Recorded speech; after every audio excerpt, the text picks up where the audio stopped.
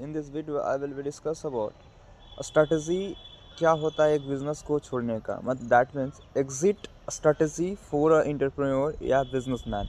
तो गाइस, किसी भी बिजनेसमैन को या बिजनेस एंटरप्रेन्योर को बिजनेस स्टार्ट करने के पहले उसको कुछ स्ट्रेटजी बनाना होता है उस बिज़नेस को छोड़ने के लिए।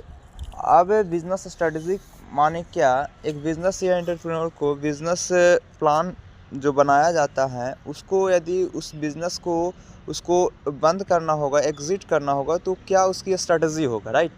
एंड देन उसको, यदि हम बिज़नेस को छोड़ना चाहते हैं तो उसके लिए एक प्रॉपर स्ट्रेटजी पहले प्री प्लान किया जाता है बिज़नेस स्टार्ट करने के पहले। तो गाइस, अब एग्जिट स्ट्रेटजी से हमें क्या क्या प्रॉफिट होता है एक एंटरप्रेन्योर के लिए, एक बिजनेसमैन के लिए क्यों इतना ज़रूरी होता है एग्जिट स्ट्रेटजी, तो गाइस आज बात करते हैं।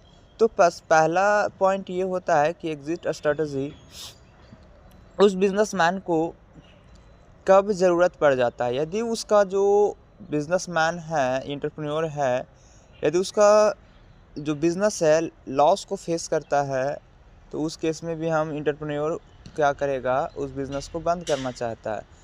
एंड अदर केसेस में भी यह भी हो सकता है कि वो जो एंटरप्रेन्योर है उसका अदर बिज़नेस में बेटर अपॉर्चुनिटी अराइज हो रहा है, तो उस केस में भी उसको क्या करना होगा, बंद करना होगा।